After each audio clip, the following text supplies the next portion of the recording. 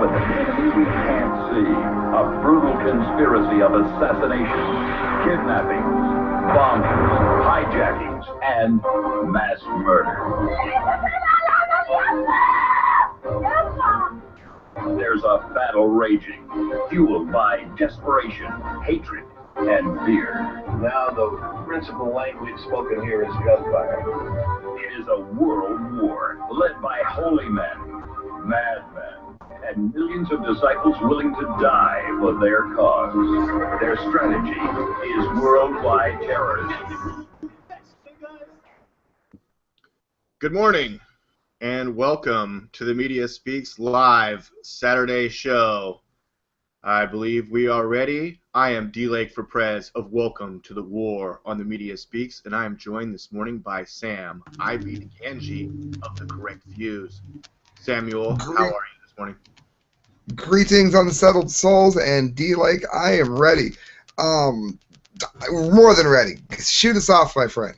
You are more than ready? Well, so am I, Sam. There's a lot going on in the news right now, and let me just preface real quick before we jump into all the news and headlines, Sam, that it's been kind of a depressing week for me because just so much news has been popping off, and I kind of been having a really kind of like a I don't care attitude about it. When it happens, when stuff is happening over there in Israel, I'm like, I don't care. When stuff is happening, when planes go flying down in Ukraine, I'm kind of like, I don't care. But when you put it into the perspective of the U.S. is funding all these things to happen, when IS is taking over Iraq and Syria, we have a problem. We're going to kick off today's show that's titled MH17 Theories, Pounding Gaza, U.S. Border, Sam Science News, and much more, with news coming out of Israel. The Gaza Strip, Palestinians versus the Israelites. An already troubling humanitarian crisis has intensified with the Israeli bombardment of Gaza, an area about twice the size of the District of Columbia. That's Washington, D.C. In case you're a TSA agent and didn't know, the District of Columbia is in the United States of America. That has about 3 times as many residents, 1.8 million. Israel has been using its highly touted precise missiles to hit numerous targets.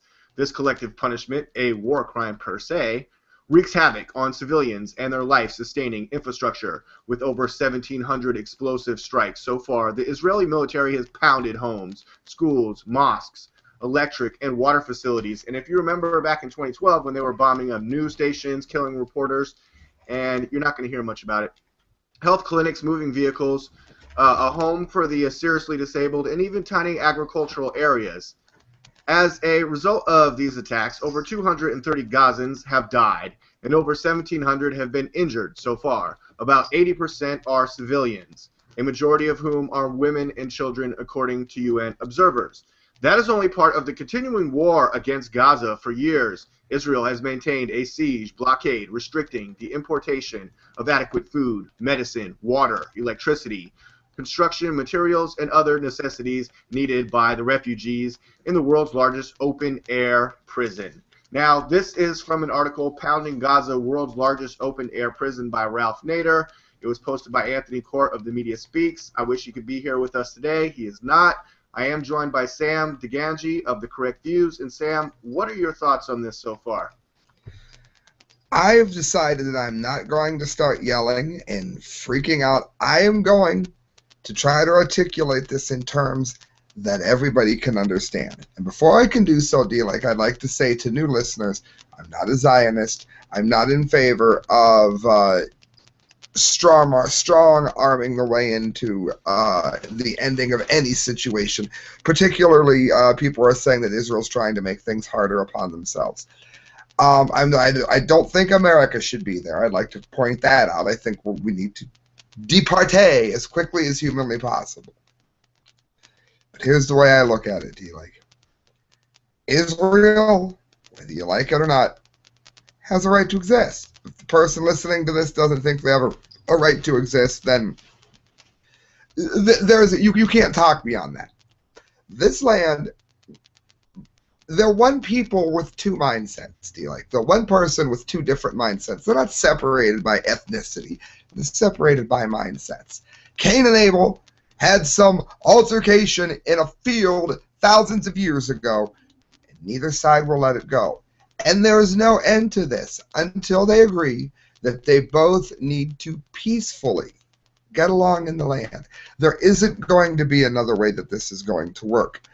The trouble with this is one side provokes the other, which provokes the other, then it's followed by immense bloodshed, a little bit of rough peace that is just the other side gearing up to do something dirty to the first side again.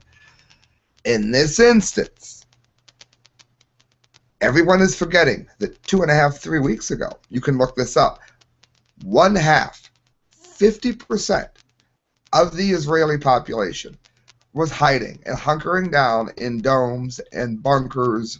Iron Dome, hypothetical, I know. Bunkers, shelters. Well, Samuel, they have the Iron Dome funded by you and I, U.S. taxpayers. So, I mean. So, let's say that we're going to use everybody keeps it the David and Goliath the issue. Let me put it this way. If I am Joe Blow Me, nobody, just Sam of the correct views, Sam on the media speaks, Mr. Who the hell is he? And I go over to somebody's house, let's say, I don't know, I go to Mike Tyson's house. I throw a rock through his windshield. Start busting out the windows in his house. I threaten his guests. And I do this over and over again. People that are staying with Mike Tyson are hiding in his closets because they're afraid of what's going to happen. Sam keeps coming by.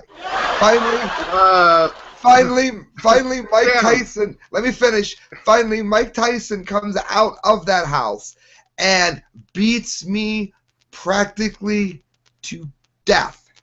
It is not Mike Tyson who has overreacted.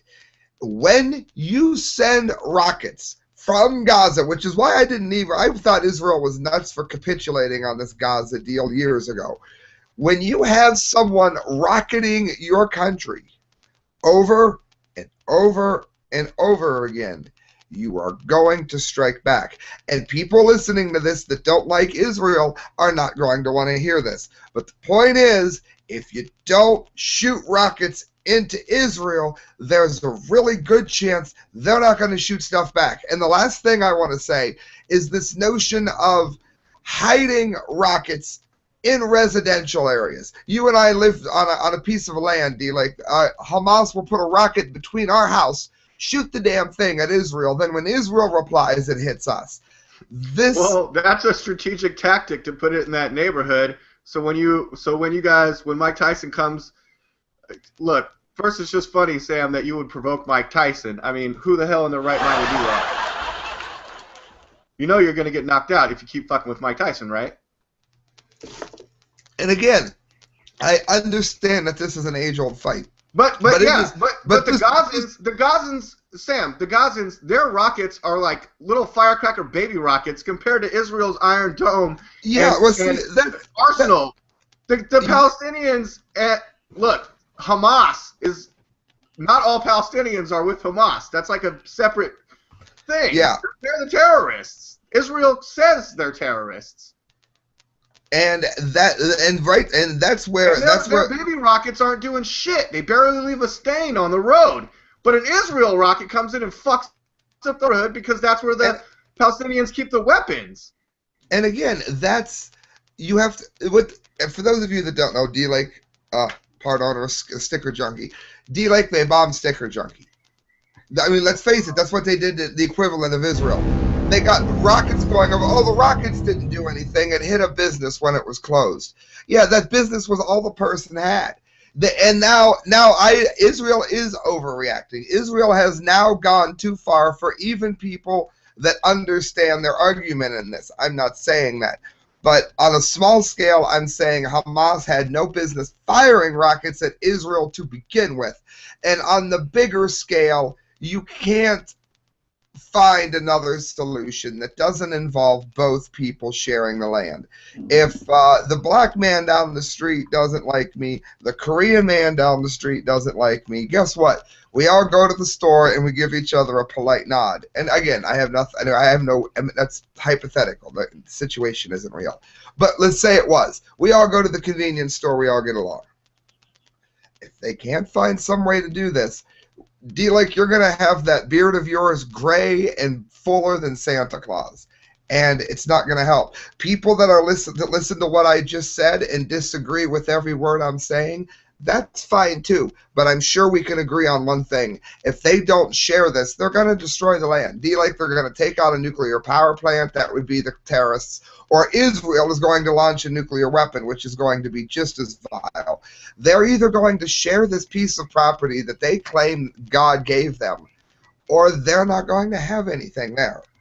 They've been at war at years, and they're killing each other in mass, and I basically think that that Palestinian land and that Gaza Strip's just gonna that open air, world's largest open air prison, is just gonna shrink down, just gonna keep shrinking, just shrinking till it's all gone, and we'll just keep funding it and paying for it.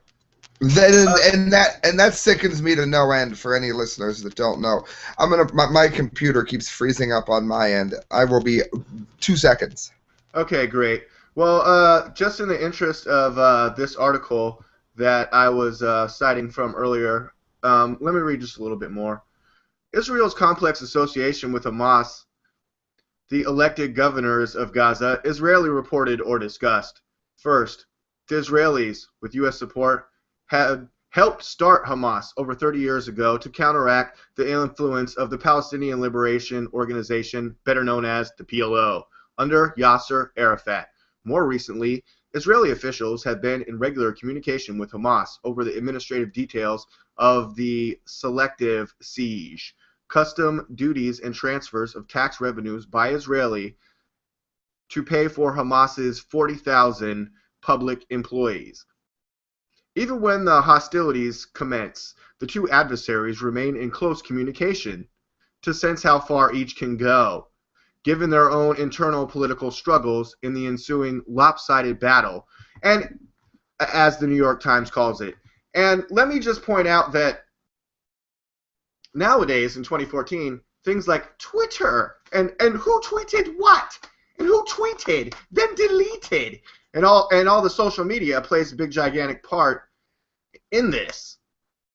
And Sam's not here, but hopefully when he comes back, he'll respect that I'm segueing now into MH17, or the Malaysian flight, the downed Malaysian flight. Was it exploded? Was it rocketed down? Who did it? Ukraine. The Russians. Putin's pissed off. We're going to get to that. But let me cover all the conspiracy theories, man. Yeah, man. That's what we want to talk about. If I didn't close the link from earlier, damn it. But the rebel leader says many of the dead bodies in MH17 weren't fresh. Okay, so there's a theory. And the theory about the perfectly intact passports. Sorry to be so grotesque, says Melissa Melton on the Daily Sheeple. But there aren't a lot of other ways to say it. The Associated Press article floating around the mainstream media in source after source, surely before it gets buried forever, is simply titled, "Rebel Leader Gives Bizarre Account of Plane Crash." How bizarre exactly? A top pro-Russia rebel commander in eastern Ukraine has given a bizarre version of events surrounding the Malaysian jet airliner crash, suggesting that many of the victims may have died before the plane took off. The pro-rebel website Ruskaya Vesna on Friday quoted Igor Gherkin, as saying he was told by people at the crash site that, quote, a significant number of the bodies weren't fresh. Adding that he was told they were drained of blood and reeked of decomposition. Did you guys see the story this week about two guys in Florida that were hired to clean out this garage? And they thought a guy who earlier committed suicide, like 2 weeks earlier, he committed suicide by hanging himself in the garage. Then these two nitwits are hired to clean out the garage, and they think that a 2-week-old dead body is a mannequin. Is that from rigor mortis and pseudo-mummification? And I mean, if this Russian commander is saying that bodies at the crash site look like they had been dead, you know, for maybe some time before they're found at the crash site, I mean, but some crash sites look like they're fresh and new, and other crash sites look like, you know, you're not going to find anything but a piece of an ear. But then the media shows you pictures of a guy with a stack of pristine passports. Like those were kept somewhere else. Like everyone puts their passports in a do not destroy box. Is that what happened on 9/11? How do we find these pristine freaking passports? I mean, it's a good question. It's a question that should be asked. But here, give me just a second here while I try to find my my other link. Similar to Fort Knox, lyrical shot to shot, rapid fire style, killer army profiling, mostly rough wilding, like the click hoodie up with 10 max. Took utmost, biggest is ghost, on the first lyrical dose, gotta wreck your brain like uncut cocaine, straight from the crane to the coca plant. Biggest chant, killer army, funky like Star Law, they never fail, they seem to never fail, they seem to never fail. The devil's got niggas don't block in the hell, so return to the dark side. Snakes on the niggas that stares you in the eye. Okay, I'm calling up the link here. You guys like my little interlude? I thought I was already on screen share. Okay, here we go.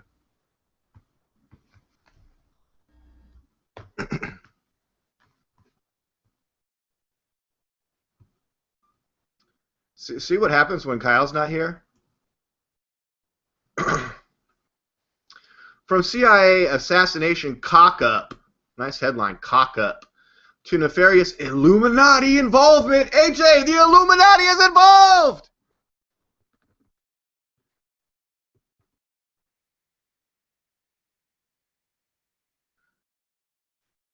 The MH17 conspiracy theories doing the internet rounds. Was MH17 shot down by militants trying to assassinate Vladimir Putin? Was it the work of secret society, the Illuminati, to establish a new world order? Were MH17 and MH370, which went missing in March, actually the same plane? Theorists ask why victims' pictures, passports in such pristine condition. Oh, I'm guilty of that. I just did it. I was just asking the same damn question. Theories fueled by fact MH17 came down 17 years to the day since maiden flight. Okay. Oh, geez. Now the numerologists are getting involved. As the world continued to search. Now, the reason that I'm bringing all this up is because Mail Online is doing this funky thing where just like the next day, they're like, oh yeah, look at all the conspiracy theories, and let's point out all the fringe people and nut jobs, and say that they're nut jobs, and what's coming out of the state is the right answer. And I mean, thanks to the Smith-Mundt Act, the United States media can essentially propagandize us with the news. But this is on the DailyMail.co.uk, who I'm sure doesn't work with American media in any freaking way, except for their advertisements, apparently. Okay. As the world continued to search for answers over the downing of flight MH17, the internet came alive with conspiracy theories today. The web has long been a haven for numerologists and conspiracy crackpots, peddling their alternative analyses of events that shaped the world. Now, don't get me wrong. I'm not saying that there aren't trolls and crackpots and, you know, people that are like, oh, 17 years to the day, I'm a numerologist. I'm not saying those people aren't out there. But what I'm saying is people that are real detectives and want real investigations and want the facts and the truth and what's real are being sidetracked by this guy on Daily Mail highlighting all the alternative analyses that shake the world. And in other words, and today was no different as web sleuths across the globe rushed online in a bid to hypothesize over what really happened to the doomed Malaysian passenger plane. Now, when the mainstream media shows you a video clip and says this is a video clip of what happened, and you don't see any missile smoke, you don't see any plane going down on fire, you just see a off in the distance explosion, I can make it. You can make a truck seem like it goes on forever. You can make a guy look like he catches a baseball or a football before it hits a woman reporter in the face. You can make Forrest Gump play ping pong. You can make Transformers and other bullshit come to life with CGI. But no, D-Lake, it's fine. This is a real video. They are way, way, way, way, way, way, way off in the distance where you can see the whole sky. There's an explosion. Can barely hear it. A cloud of smoke goes up. Oh, there's the down plane. I mean, I didn't see any footage of rockets hitting it. Where are the black boxes? Oh, these guys got it. Those guys got it. This guy got it. Putin got it. Your mom got it. Kitchen sink has it. It's in the kitchen sink. Oh, the all-eye-seeing. The all-seeing eye. The Illuminati insignia is on the American dollar bill. Who approved that? Many modern conspiracy theories propose that world events are being controlled and manipulated by the Illuminati. Some believe the group was behind the Battle of Waterloo, the French Revolution, and JFK's assassination. Well, see, that's just conspiracy combining what you're doing there, pal, with your stupid article. I mean, who really knows the truth? That's why all this week I've had an attitude like, I don't care. Fuck it. But I'll still talk about it. But let's get to something that just is breaking this morning that I wish Sam was here to help react with me. Let me reload the page. Seems my flash player has crashed again. Oh no. Oh great, I'm joined by Sam again. Sam, I'm just getting into this. I was just talking about the Malaysian flight MH17. Sam, are you back with me? Samuel, are you there? Okay, Sam, I'm not hearing you. Let me just... Samuel, are you there? Let me just look at this picture of President Putin here. It's awesome.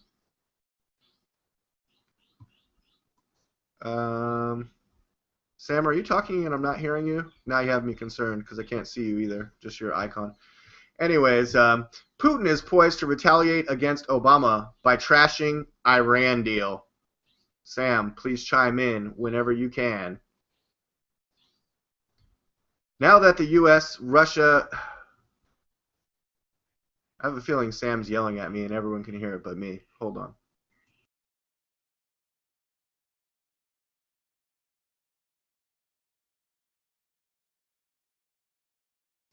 Oh, well, maybe not. Sam just dropped off. Okay.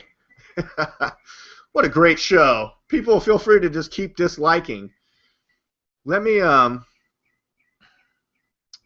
keep closing my links. Oh, yeah. Well, we'll get to this in a minute.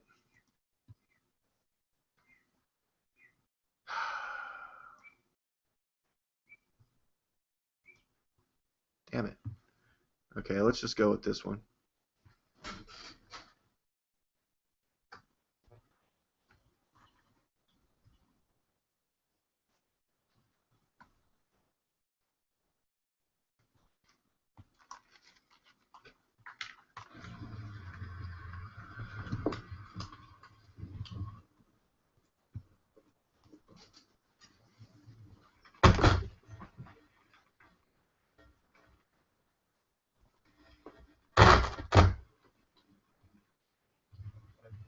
Oh, wreckage.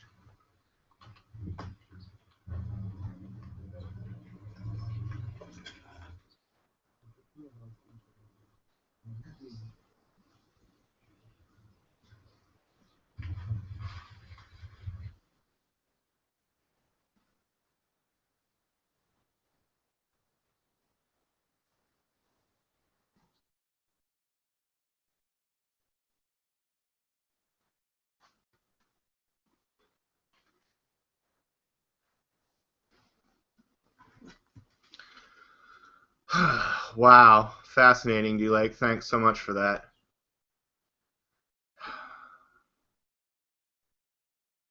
Wasn't on the link that I wanted to play. Sam keeps jumping in and out. I wanted to switch topics, but I feel like I should stay on this flight topic real quick for a minute Do I have any Q&A? Let's check that. Will I check this? Oh, yes, we do have some Q&A. Excellent. All right, here we go. Remember the plane that went down on 9/11 in a Pennsylvania field? Looks a lot different, don't you think? Well, I certainly do think so, if you want my answer. It looks like a bunch of charred pieces and big pieces, and can see pieces of engines and apparently pieces of bodies, even though some people say the bodies are being drug around. Some say they saw it falling from the sky. Some say it's just really weird and not right and doesn't fit any pattern or any other shit that they've seen, and certainly doesn't look like a flight that went down in Pennsylvania there. But just... No, planes are supposed to vanish when they hit the ground, Save America's Liberty. Save America's Liberty, I'm sure, was into our earlier topics with Israel. He said Israel has been convicted of war crimes in the World Court. Oh, that's interesting. We should talk more about that. Israel sucks balls. Interesting point of view. That's your point of view. Save America's Liberty. But I apparently didn't have a problem talking about that. Israel sucks balls, according to Don from Save America's Liberty. I mean, I don't know what else to tell you. He thinks they suck, and you know, I don't know if he's from Palestine or if he's, I don't know what's going on with him. But they certainly take enough of our money, don't they, Don? Save America's Liberty there. Let me search what I wanted to show you. Okay. Okay. Hey, is Harry Reid off his meds? Questions and answers. See, on the Q&A, now I'm asking a question, and you can provide me with the answer. Is anyone else out there think that Harry Reid might be off his meds? If you think that, you'll probably be agreeing with me, Glenn Beck, his guys, Stu or whatever, and they say they think he's evil, part evil and part senile. And Krauthammer thinks he's off his meds, and I have a report about that. But let me, while I'm still on MH17, I'd like to play a short video by TrueStream Media. I mean, these are things that you guys can find for yourself on the internet, but I think sometimes when I present them, it's kind of cool because it's like giving a shout out to them, and also, you know, maybe something you haven't seen anymore. So let's see this report entitled, Are They Wagging the Dog? Am I set up on sound? Here we go. I'm like a teacher. Okay, the following video is going to include pristine passports and other wild, insane fringe conspiracy theorists. Class, are you ready? Melissa and Aaron here for TrueStream Media. Hey, everybody. Let's get real conspiratorial. Melissa Melton and Aaron Knights. This video, this amateur video, supposedly showing the moment of impact when the Malaysian flight crashed into the Ukraine, has been all over the news today.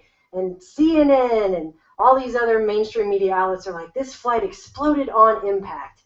Watch this video. This is me making you watch a video of them watching a video. Pretty cool, huh? Boom. Where did that come from? Where did that come from? Yeah, look up in Where's the blue. the plane? Look up in the This plane pristine was blue supposedly sky. shot down by a buck missile. Have you seen, like Dabu 77 has pointed out here, where's the explosion in the air? Where is the plane coming down out of the sky? Where's the fumes coming after it? Where's the trail of the missile? If a missile hits a plane in midair, there's going to be an impact in the air. Okay, I think I was saying that earlier. You know, I wasn't copying them. I think it's just common sense. But let's There's going to be an explosion. Maybe you don't think that it's weird that a plane would just be hit by a buck missile, fall out of the sky, and there's no smoke from the missile or the impact into the plane or the plane as it's crashing. That's just not strange at all, and everything I'm saying is ridiculous. Then please exactly, you're on the fringe. That's why at dailymail.co.uk we need to make on the ground right after it happened. It's been shown all over the place. It's shown. That's why, yeah, exactly, Melissa. That's why at the Daily Mail we need to put out articles about how you and all the fringe conspiracy theories are coming up with these. Oh, it's a guy with a whole bunch of passports. What is he doing with them? Oh, he's scattering them all over the ground. Why? Why is he scattering a bunch of passports from the Netherlands all over the ground? Good question. the Netherlands, where a bunch of the people that were supposedly killed on this flight were coming from. Uh-huh. And why are they all intact if they were in this crash? All intact. But here's where it gets really creepy, as pointed out here by Tats Revolution. Oh, the first one they got is a... Oh, another conspiracy theory nutcase. Here we go. little girl. Oh, of course. Little kids. The kids! Look. And a little boy. It's for children. Come on. Explain to me what is going on here. Come on. I really don't understand it. It's Me the either. same video they're showing in the background here as the Prime Minister is speaking. There it is, up there in the corner. Oh, okay. That was on CNN, See? right? They showed it. They I show it. understand it in one They context. put that into your brain and tell you this is what's going on. That's wagging the dog. They show people images, and that's a whole different front of warfare. But to take it even further than that, Propaganda warfare. this is part of the slideshow that Reuters is showing. Is part Yeah, of the look at crash. this. Oh. And this picture says, this is the caption. It for the says picture. Malaysian An armed tail pro-Russian section. separatist stands on part of the wreckage of the Malaysia Airlines Boeing 777 plane after it crashed near the settlement of Gabrovo in the Donetsk region, July 17th. So. Okay, Melissa, that's just too much information. What? This is the picture that Reuters is saying is a picture of wreckage from this gigantic explosion. This is a pro-Russian separatist standing on a piece of this plane, which just so happens to be intact enough to show you that it is a Malaysian Airlines flight. And look at the landscape. That looks different from the other pictures, too. Like because that's their logo. Oh, right there. Oh, okay. Right there. There's a Malaysian Just so Airlines you logo. know. So it's just enough So stand right on top of the logo. to show you that, yes, that is the logo, and that's definitely it. And that picture's been floated around everywhere. Why does that look like the same exact picture without the soldier guy? And there's even this tweet of kids supposedly standing on... Oh, yeah. There's dead bodies supposedly littered everywhere, but we let our kids play on the section of the emergency door with the obviously Malaysian Airlines flight stripe going through the picture Another as well. piece of wreckage. But these pieces look inconsistent. Oh, fart, with yeah. the photos This kid, that kid's Yeah, farting. does that look anything to you like this? Which is what all of the mainstream media outlets are showing everyone. You've got all this explosion everywhere, and you can't hardly see anything. And by the way, you have intact bodies, but these two things look like movie sets, and they don't reconcile with each other. But here's what also is quite interesting. Where is MH Flight 370? You know, the one that disappeared back in March, and we still haven't found any pieces of it anywhere. It's gone. You want to get real conspiratorial? Which plane is this? Wow. Interesting questions that you posed there, Melissa. Very, very interesting. Good job on that. Aaron Dykes and Melissa Melton, formerly of InfoWars, now formed their own awesome, amazing TrueStream Media, DLAKE for PREZ, reporting apparently all by myself today for themediaspeaks.com. And obviously, I'm just going freestyle at this point. We've lost Sam. The show is still titled the same. MH17 theories, we just talked about that. Pounding Gaza, we discussed that first. The U.S. border crisis, I'll get to that. But before I do, while we're still on the Malaysian flight, let's watch a MSNBC host get pranked by a Howard Stern caller. We haven't heard one of those in a long time. Yeah. If you guys missed this one, this is again me showing you stuff that you should be watching. I hope you saw it, and if you didn't, now's your chance. Here we go. Epic. This dumb lady. This is our mainstream media, and there's Harry Reid. We're going to talk about him a little bit more in a minute. There we go. 47 seconds. I hope everyone enjoys this awesomeness. Bring it, YouTube. Bring it. Here we go. After 5 seconds of this stupid ad that's going to play. We'll put it on mute. Oh, this guy, I'll show you how to eat all kinds of food and work out, get a six-pack ab. That's what I'm talking about. Women love that. Six-pack ab. To an MSNBC exclusive, U.S. Staff Sergeant Michael Boyd is at the U.S. Embassy in... U.S. Staff Sergeant Michael Boyd. What is Michael Boyd, U.S. Staff Sergeant, going to say? To an MSNBC exclusive, U.S. Staff Sergeant Michael Boyd is at the U.S. Embassy in Ukraine and says that he saw a missile in the air hit the plane. Now, how would he have seen that? On the phone with us. Well, I was looking out the window and I saw a projectile flying through the sky, and it would appear that the plane was shot down by a blast of wind from Howard Stern's ass. So it would appear that the plane was shot down. Can you tell us anything more from your military training of what sort of... One more time. That the plane was shot down by a blast of wind from Howard Stern's ass. So it would appear that the plane was shot down. Can you tell us anything more from your military training of what sort of missile system that may have been coming from? Well, you're a dumbass, aren't you? I'm sorry, sir. All right, we're going to take a quick break, and we'll be back with all the latest next. Okay, did you also see at the end of the footage there, they when she is a total dumbass, they just start showing you pictures of the passports? I'm sorry, sir. And the bottom says, U.S. Staff Sergeant says he saw the missile while we show you pristine things. Well, she's getting pranked by a Howard Stern caller. Thanks, MSNBC. You guys are doing a great fucking job. That's our media. That's the U.S. media. That's why I'm with the Media Speaks, because I'm not on MSNBC. Because I'm not on CNN. Because I'm not on Fox News. Because I don't fall for all that garbage. I'm not on CBS. I'm not on ABC.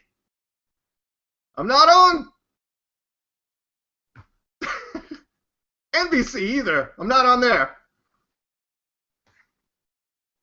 I'm just DLAKE for PREZ reporting for themediaspeaks.com. Let's get back to that Putin article. Since it looks like Sam's... Oh, there he is. Great. He's back. Samuel.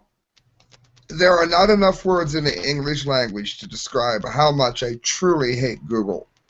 That's all I can say. What have I missed, DLAKE? What have I missed? Because I was so excited about your show topics, and Google has again ruined me. Nothing. You didn't miss anything. Sam, would you like to lay down your thoughts about the Malaysian Flight MH17? Do you have any theories about it? Have you been following any of these other crazy, wild internet conspiracy theories, or news reports, or Howard Stern pranks, or anything like that? And no, this isn't the one. Stuff. This isn't the Malaysia plane that just vanished. This is the one that was shot down by the Ukraine, correct? Well, I mean, or shot down by Russia. On record, say who shot it down, Sam? Oh no, I mean, is it the one that the Russia's blaming on the Ukraine and the Ukraine's blaming on Russia? Correct. Would you like to talk about that? Go ahead. Since the beginning of this, I'm perplexed. The Ukraine, rather than decide to be Ukrainians, feel like they either have to be part of Europe, which is bankrupt, or part of Russia, which is a mess. These people do not have enough willpower to be their own nation. That is why they are in this mess with Russia.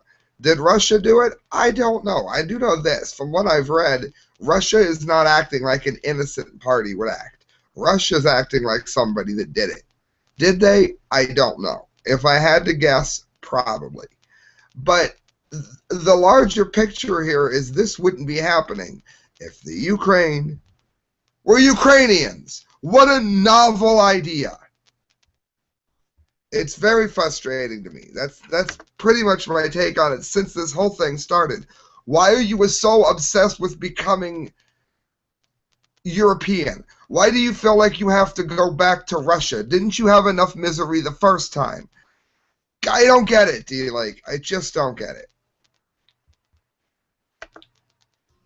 Well, Sam, I was waiting for you to come back on to discuss this article that just came out today. on the Daily Beast. I am here, hopefully. Putin poised to retaliate against Obama by trashing Iran deal, Sam. Now that the U.S.-Russia relationship is broken down, Moscow could throw a wrench into the teetering nuclear negotiations with Iran. The escalating tensions between Washington and Moscow brought to fever by the MH17 airline disaster that we were talking about today, and finally to the point where they threatened to spoil the #1 item on President Obama's foreign policy agenda, the nuclear talks with Iran, Sam, that you talk about a lot. The man doing the threatening is Russian President Vladimir Putin.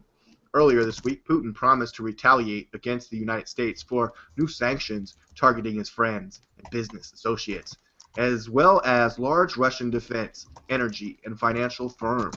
On Thursday, Putin called President Obama to alert him a civilian jetliner had crashed over eastern Ukraine, a tragedy the U.S. says was caused by a missile shot from a Russian-made SA-11 mobile surface-to-air missile system located in a separatist-held area. Putin's next call was to none other than President of Iran, Hassan Rouhani. Mr. Putin and Mr. Rouhani exchanged views on the state of talks on Iran's nuclear program, stated the Kremlin readout of the call. Quote, the two leaders also examined bilateral cooperation matters of mutual interest, including joint projects in the oil and gas sector and in peaceful nuclear energy. Sam, U.S. officials, lawmakers, and experts have been watching and waiting for Putin to use the Iran negotiations as a way to mess with Obama ever since the tit-for-tat sanctions began back in March, all dealing with the Ukraine and the Ukrainian takeover there, Sam. For one thing, the idea of, again, of course, Russia, who has a deplorable history with anything nuclear, the Mavic disaster, Chernobyl, they're famous for melting down things nuclear. They have a terrible nuclear history. Taking advice from them on anything nuclear is a lot like taking advice on humanitarian causes from a Nazi. It's irrelevant. Iran is building a nuclear power plant in one of the most active earthquake zones in the entire area. It is poised to be the most active earthquake zone within the Middle East. They're also building a nuclear power plant in a war zone. And go ahead. No, I'm inviting you, Sam, to go off on those 2 points and specifically on the points that you're making about not just the nuclear power that they might acquire, but the way that they're going about it, where they're building it, and why you think that is maybe an incorrect view, Sam. Can you go off on that for a bit? Yes, very much. When you build a nuclear power plant in a war zone, and you have a religion that wants to bomb other factions of its own religion, you're going to build it where you have the highest chance of either an earthquake or a terrorist taking it out. Building this thing here is going to be a disaster. You already have idiots trying to melt down the nuclear reactor in Israel, which is going to create a plume of radioactivity that destroys more Arabs than Israel would if they had a 24-hour window to do whatever they wanted.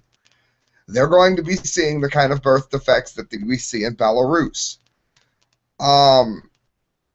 They almost melted one down in France. They were trying to send rockets at it. Iran is a lot more politically volatile than France. Correct me if I'm wrong. This is going to be a disaster. And again, for Russia to intercede here on anything nuclear is laughable if it didn't involve so many lives. This is a terrible idea, and I think, again, it's more, everyone's talking about the de-dollarization. Maybe that'll get America out of this entanglement we have with other countries. In some ways, I'm not totally against it. I'm really not. Samuel, in our Q&A, the same person that earlier said Israel sucks balls that I covered while you were out, now says, I hope Iran gets a nuclear weapon so Israel will stop threatening Iran. Israel and Zionism is the core of our problems. Support of Israel is not support of Zionism. People that say that are completely fogging the entire issue up. Israel has a right to be a nation. Right. Also, Sam, the same person again chimed in and said Obama is a POS. He bans Russian firearms, in other words, the Kalashnikov, the AK-47, and trust this person, ammo is next. But, Sam, I'm sure you heard about that this week, but we have a Q&A comment from Brian Traynor, who I believe this is his first time commenting, who says, I'm from the occupied north of Ireland. Sam? South Armagh. It was once the most militarized zones in Western Europe. Gaza and its citizens have every right to resist the oppression being dished out by Israel. Anyone who agrees with Israel is a sadistic person. That's according to Brian. That's what he said. Sam, do you have an answer for this gentleman? Yeah, it's not sadistic to send rockets into somebody's country and send one half, that's not a made-up number, one half of the country into hiding. That's not bad. It's only bad if you retaliate after someone sends rockets towards your city, I guess. I've been on record repeatedly for saying that I'm not a Zionist, so they're fogging the issue. I've never stuck up for Obama on much of anything, so that's completely off issue. I've said that we need to pull out, so any argument given about us funding them is absolutely irrelevant. All I've said is that Israel has a right to retaliate when people send rockets into it. I have also said that if they don't share the land, they're going to lose it. As for the question and comment regarding the nuclear weapon from Iran, that is going to create more deaths on both sides than anything else. That has to be the most irresponsible comment ever. I can see somebody wanting Israel to join a non-nuclear proliferation treaty. That would make sense. Doing something to try to limit the nukes in the area makes sense. Wanting more nukes in that area is just a sign of lack of forethought. That's all I can say. Yeah. I mean, Sam, for me it's a little bit of a tough call, only because, I mean, I know how much you are against nuclear energy, even peaceful nuclear energy, but I'm more of the position that, you know, I mean, everyone should be armed to a degree that they can protect themselves and their country, even Iran. I mean, that's fine, but not nuclear. But see, but see, that's been my problem all freaking week. Is it's like, this is happening in Ukraine, this is happening in Iraq, this is happening in Syria, this is happening in down in Central America, and these people in Honduras and El Salvador have to deal with all these drugs and gangs and all this other bullcrap. And I'm just like, then an article comes out that people are trying to like call Rand Paul an isolationist, and he's like, I'm not an isolationist. Fuck that, you should own it. I am an isolationist. I want to build gigantic fucking walls so big that no one's getting anywhere near shit. And we'll be the best. Well, you'll be the worst. Go kill each other. Fuck off.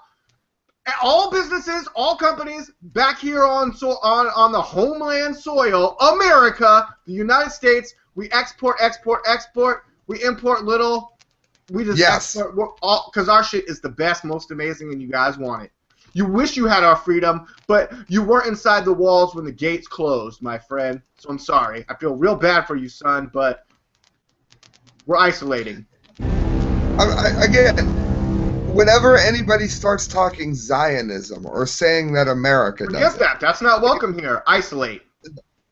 It's coming time for us to become more isolated. I've said I don't have a problem with making immigration somewhat easier and cheaper, but I am not for open borders. Just walk on in. I'm not even against. You know what? I don't say we base it on money anymore. Forget that. Exactly. Base it on intelligence, education, and health. If you're a healthy, smart, super smart, ready to build and make money, mother effer, welcome.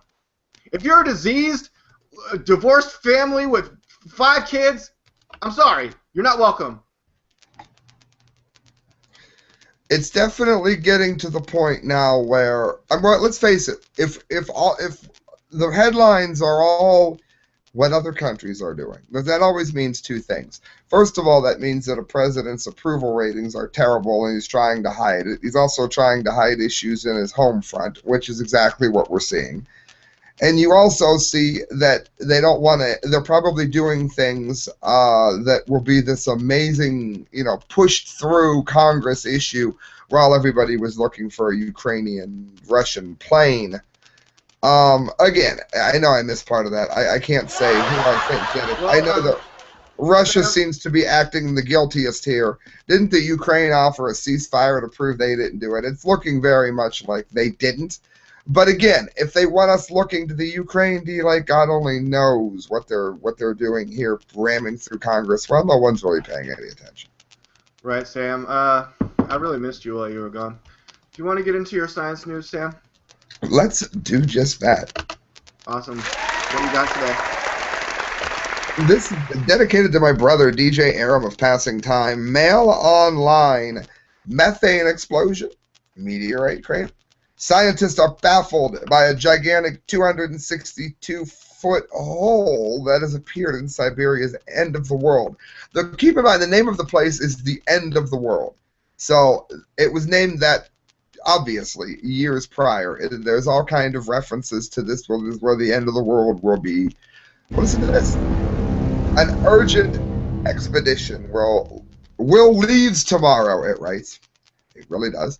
To probe a giant crater that has appeared in gas-rich northern Siberia. So it looks like something has been shot down in Russia that is not a plane.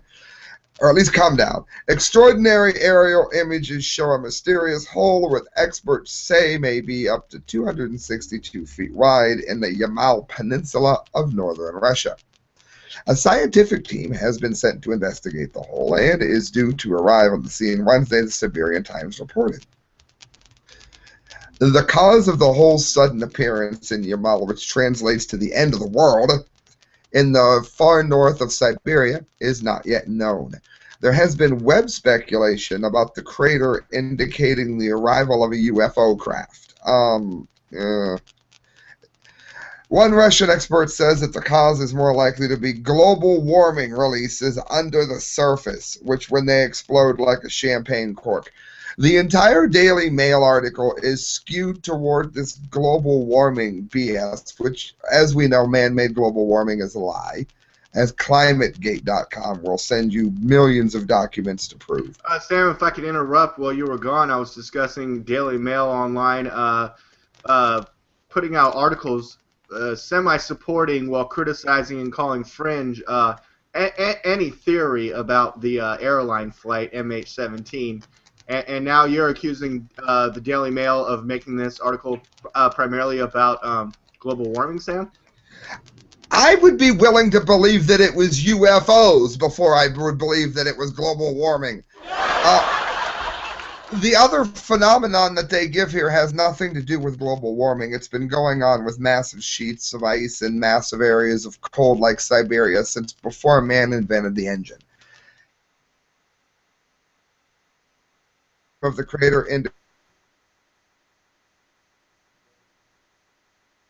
Okay, Sam, you're breaking up there a little bit. Oh, damn it. Sam, now you look frozen. Did I cause that?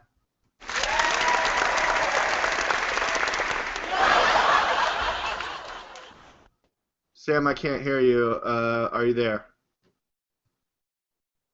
I'm hosting this show, ladies and gentlemen, so I'm not sure really what happened. But another theory is that the hole was formed by a meteorite striking this lonely spot in the Yamalo-Nenets autonomous region, some 20 miles from the... There you are, Sam. Sam, I couldn't... Sam, are you there? Samuel, you sort of cut out for a minute. Yes. Are you there? Hello? Yes, Sam, go ahead. Please continue. Yes, I'm here. Can you hear me? Yes, now I can. Thank you. Oh, okay. It says it was big enough to fly a helicopter into, which it says they did not. It said they did not. They did not fly their helicopter into the hole, but the hole was big enough. The expedition organized by the Yamal Authority includes experts from Russia's Center of the Study of the Arctic and also the Cryosphere Institute of Academy Sciences. It says the plan to make samples of soil, air, and water from the scene. They will be accompanied by a specialist from Russia's Emergencies Ministry. A spokesman for the ministry's Yamal branch has ruled out a meteorite, but says it's too early to tell what caused the hole. We can definitely say that it's not a meteorite. I'm scanning down by the pictures. Oh, it's not a meteorite. We've ruled that out. These particular people are claiming it's not a meteorite, but I still think it could be something that hit that gas area. Anna Kurchkatova of the Subarctic Scientific Research Institute thinks the crater was formed by a mixture of water, salt, and gas igniting an underground explosion, the result of global warming. That is not a result of global warming. That has happened in places of massive amounts of ice for all of recorded history. That entire paragraph right there is absolute nonsense. That is like saying that Christmas is what causes snow in winter. It's ridiculous. Gas accumulated in ice that could have mixed with sand beneath the surface and then mixed with salt. Wait. Yes, very likely. That doesn't mean global warming, but yes, that very likely could be what happened as well. Sam, you're saying Christmas doesn't cause snow? But, I mean, what about those songs? What about, like, It's a White Christmas and all that? I mean, I could just... It was only written by global warming alarmists. You know what's funny? You know what's funny? Songs about snow when you live in San Diego, California. Yeah, they mean nothing to you. You know of them. Yeah, but I've heard of them. I heard them on the radio and stuff, but yes, we have a massive hole that has just appeared. And so let's remember, Sam, what's your final answer? Your deductive reasoning on this hole at the end of the Earth? Possibly the gas explosion. Second guessed, I'm still in favor of some kind of meteorite. I also wanted to say it's important to remember that this is where a lot of really strange things have been happening in Russia. Things like the unexplained vortex holes in the sky thing. And I don't mean the one that was explained. I mean the second one that happened. Mm-hmm. There have been really weird light sightings. They've been pummeled by meteors lately. They have some of the most UFO sightings ever. Which, again, Russian military, it's very odd that you find so many in the U.S. and Russia, and they have the most military. So I'm not saying they're necessarily from other worlds. But I'm saying that there have been a lot of really weird, unexplained, and semi-explained things going on in Russia. And this is another one. This is definitely another one. And that is our news from the science front. Hey, Sam, before we exit Science Front, did you see this link that I posted on your Facebook about Vanta Black? Yes, the cloth. What exactly is that? Not necessarily a cloth, but more like a living carbon kind of thing that creates these nanotubes that are so black that they're blacker than black that you cannot detect. They basically make the third dimension invisible. It's like you remember those cartoons when say Bugs Bunny or someone or Tom and Jerry would like throw down a black circle and it was so black that they thought it was a hole in the ground. Okay, if you're looking at my screen share, if you're watching the video, this element right here that's black is aluminum coated in Vanta Black, so that see this piece of foil to the left? See how you can see peaks? Oh, I thought it was a shirt folded over something. Wow. Do you see how you can see rises and peaks and valleys in this aluminum? Gotcha. This black part is the same aluminum covered in Vanta Black so that you cannot differentiate any three-dimensionality. Well, I'd like to see what it looked like when it was painted regular black. I wonder if you could. Well, the problem, okay, here's where Vanta Black comes into play, Sam. Scientists basically breed or grow Vanta Black in the lab and cover metals with it in these nanotubes, and they make it so that It's blacker than black. And the way that it is going to advance science, Samuel, is telescopes now are coated like in a black paint, like as black as they can get it with like paint or whatnot, but it's not black enough. So we're losing like 40 to 60% of the imagery.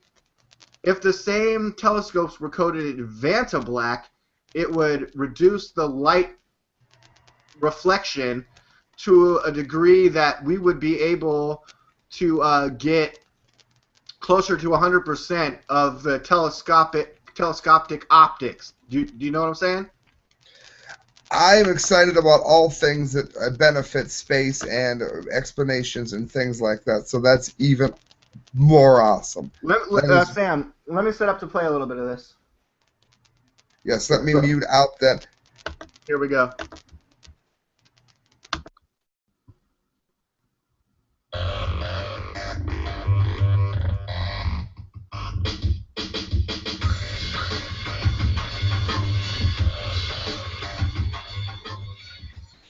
My name is Stephanie Getty. I use micro and nanotechnology to make better scientific instruments for spaceflight. Sweet intro beat, blacker than black. My name is John Hagopian. I'm an optical physicist at the NASA Goddard Space Flight Center.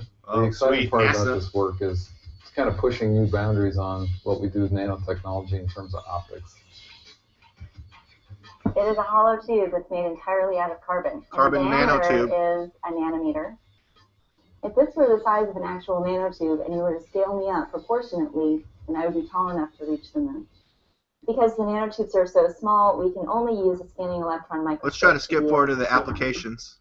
The method that we use is called catalyst-assisted chemical vapor deposition, and that grows carbon nanotubes on a substrate. Put the substrate in this tube. You heat the tube up to about 750 degrees centigrade, and you flow a gas, and the gas has carbon in it. Because of the catalyst layer, you start to assemble these tubes. Carbon takes a very specific form as it grows. So one example where carbon nanotubes can enhance the performance of a scientific instrument in space is through their ability to absorb light. The Z306 paint is the blackest thing that we put on instruments right now. The fact that we're blacker than that, I guess, makes us blacker than black in terms of performance. Awesome, right? When light from the Earth Somehow I can't stop this video right now. Hits an instrument or structures inside of the instrument, it gets scattered over all angles. A lot of the data gets contaminated. So it turns out up to 40% of the data could be unusable. So the current telescopes this right here. use black paint to reduce the reflection. But the black paint isn't perfect.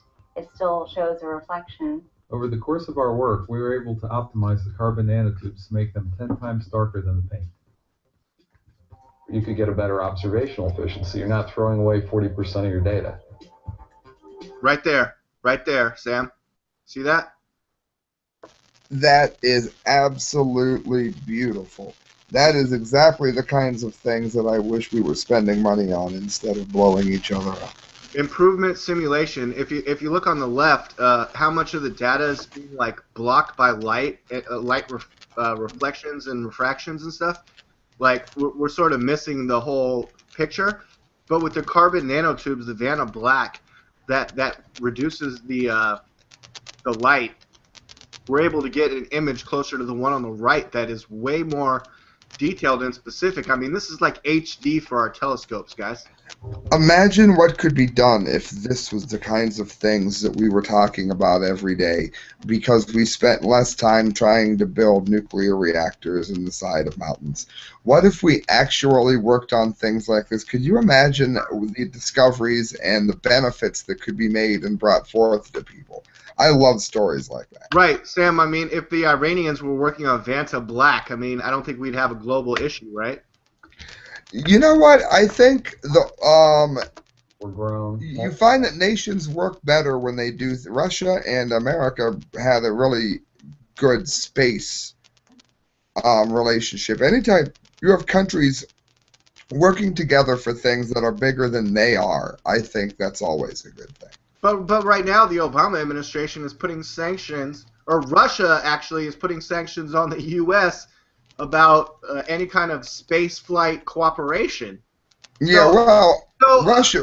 That's among another one of the things that Obama and the U.S. is fucking up is our space race relations with Russia. And again, Russia has.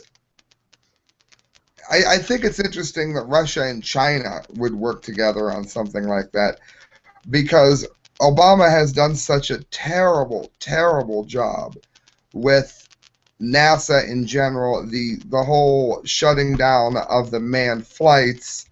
He's been an abysmal president for science and space exploration as well, for sure. And now, of course, he said the Russians. The Russians don't want to work with us anymore, which is fine. Again, I'd like to see America doing it. The stars are there. I'm JFK. We are going to the moon. Well, like I said last week, I'm not very good at impressions. That was my JFK. Hey. Sam, we're over the hour mark. We've had quite a few viewers today, but now they seem to be dropping off. Are we losing it? Let's hard shift. Let's hard shift to entertainment. Sam, Judas Priest, go. Oh, I'm delighted. The new CD has debuted at 6 on the top 200 album charts. The #1 rock and roll album in the country is Judas Priest's Redeemer of Souls. It says the rock icons notch. This is Billboard.com. The rock icons concurrently notched their first top 10 on the Billboard 200. After 40 years and 17 studio albums, Judas Priest scored their highest charting set. Redeemer of Souls marks the British heavy metal group's first lander on the top rock album charts, with the top 10. #6, selling 33,000 copies, which again isn't a huge amount of numbers from back when people used to buy CDs. But considering that we live in the world that we live in today, 33,000 copies is actually a lot when people just go to YouTube and grab the music themselves. 75. Judas Priest is sort of real quick, Sam. Judas Priest is one of those old school bands that still. People will actually go out and buy the actual CD. And I mean, 75% of the sales have been physical sales. The other 25 have been downloaded. Who else has that nowadays? No, none of these. I don't know. There's a bunch of new jacks that. I mean, yeah, they might rule on iTunes, but they don't rule in physical record store sales. That, and the other thing I think that's worthy to note is that people that don't know a lot about Judas Priest are going to immediately start thinking Living After Midnight, Breaking the Law, and you've got another thing coming. People sort of miss that the Painkiller album redefined what thrash was. Sin After Sin was a very, very complex thrash metal scene. It came out like 8 to 10 years before the thrash scene came out. So they are much heavier and much more aggressive than normally thought of. Ahead of their time is what you're trying to say? Yes, ahead of their time, but also much more complex than their most famous music lends it to.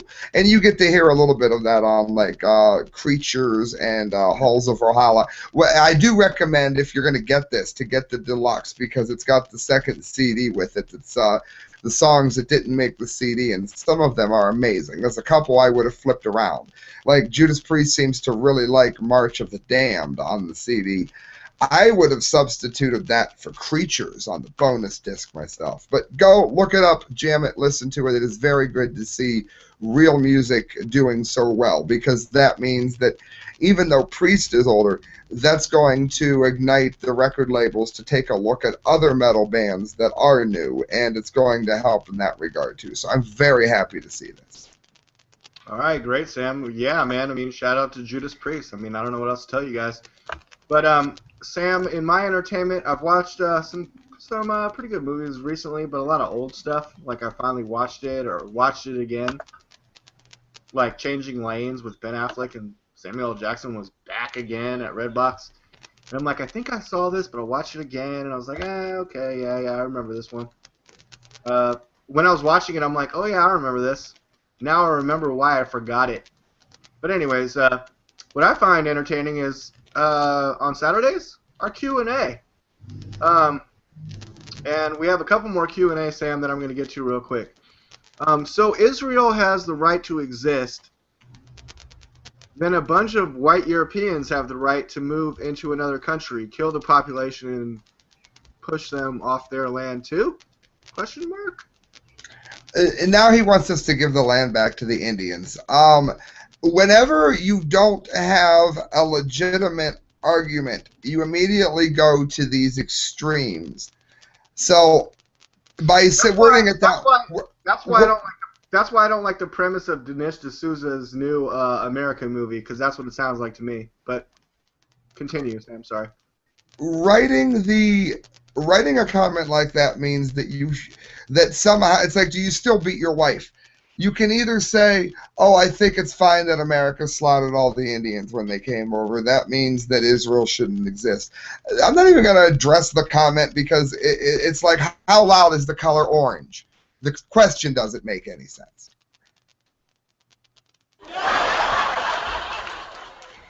Have you seen that? Sam, I just really want to cover these Q&A because people took the time to submit the Q&A. Yes, and I feel like if we don't cover it, that would be wrong of us. Brian Traynor, again, chiming in, says, Zionism is colonialism. It was wrong when the British Empire pursued colonial objectives, and it's wrong now with Israel. I think Save America's Liberty and Brian Traynor could be friends, or they could potentially be friends. You know, again, your feelings. Somehow the only solution that would be to give America back to the Indians and give Israel back to the Arabs, and then we all move back to England. You have to simply realize that the Jews and the Arabs are one ethnicity separated by mindsets. And until they realize that they have to share the land, these arguments are going to go on and on forever, and they're going to blow each other up. And again, the best thing we can do is get out of there before we're blown up with them. Okay, another comment coming in from Save America's Liberty. What if we actually use the resources we already have instead of regulating them out of existence, Sam? I don't understand the question. Yeah, that was a weird one.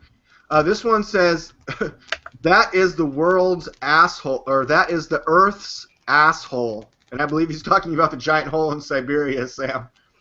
It might be. One of your theories potentially that is the world's asshole. But you said it could be from gas. So, Sam, I mean, where does gas come from? A giant asshole, right?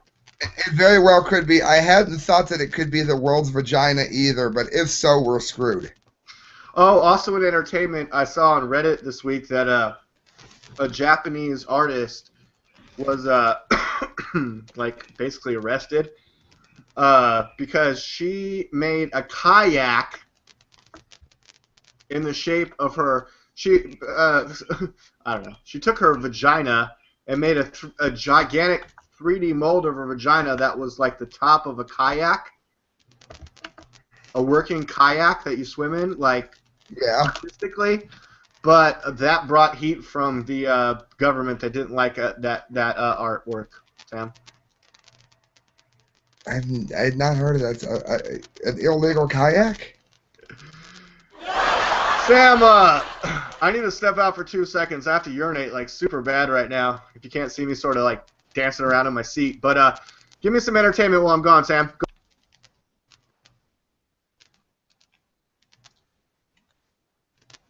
It's all you, Sam. Give it to me. I've seen the movie Afflicted. If you haven't seen that, you may want to do that. Yes, you may want to go for sure and see the movie Afflicted. I rented it while I acquired it. And it's very, very good because it's not a vampire story that you would expect. It's not your typical fangs out, easy to follow vampire story. This is a movie that you're going to want to concentrate on. The script is very, very well. It's not the best movie I've ever seen, but it's definitely one, without giving much away, that presents the vampire story, if you like those, in a new way. It's not the coffins, crosses, holy water vampire movie. I will say that for sure. Oh, what else do we have entertainment-wise? I was really very, very pleased to see that some of the new V&V Nation stuff is starting to get played a lot. I went into, I forget where it was, and I heard Retaliate playing, and that's good. If you haven't picked that CD up, since we're doing entertainment, you're going to want to look up Retaliate and Aeroscope. YouTube has them if you want to hear them. If you're a fan of the band already and you like the slow stuff, it's my only complaint with the CD is that it gets stuck on slow in some spots, but they've always been known to do that, and the songs are solid as always. That's most of the entertainment stuff that I've done recently at all. But I noticed you still have the Judas Priest Redeemer of Souls picture up. I like the artwork for the one at the way they did the bottom right that's on the screen share. For those who have this one, those who have DLAKE screen up. This one, and I can tell by the laughter he's back. Kind of like an Eddie. Yeah, that's sad. That's yes. I hope they make a T-shirt. Hey, I'm a big fan. And again, for those that don't know, they write fictional characters all the time. Yeah, my last bit of entertainment is a big fan of the Lego movie that just came out on Redbox. I watched it and I thought it was really good. Lego movie, Sam. Everyone says that. I would not have imagined it would be this good, but everyone has been saying that. It's really good. Really liked it. I mean, a lot of people said, "Oh, it's a libertarian theme." I thought it was more just like use your. I thought that the overall theme was more just like use your imagination.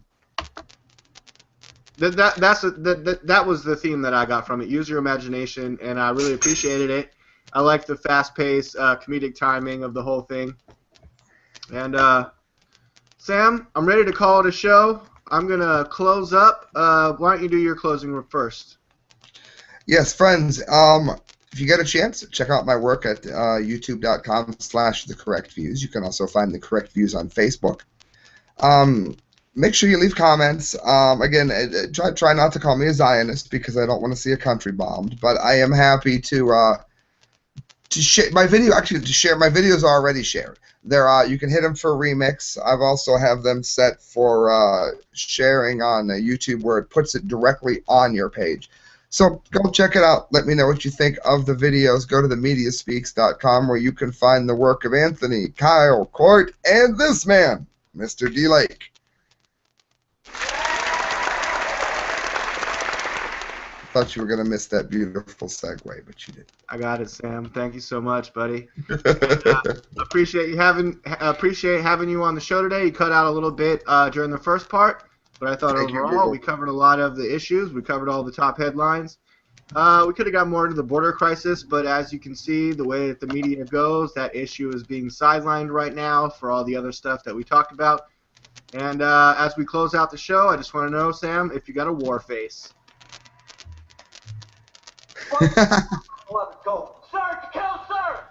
Let's see it again, Sam. How's that? Is that better? You got a war face? Ah! That's a war face. Now let me see your war face. Ah! Bullshit. You didn't convince me. Let me see your real war face. Ah! You don't scare me. Work on it. Kubrick. All right. Stanley Kubrick. Shout out to Stanley. I'm DLAKE for PREZ, themediaspeaks.com. Everyone have a great day. Thanks for watching.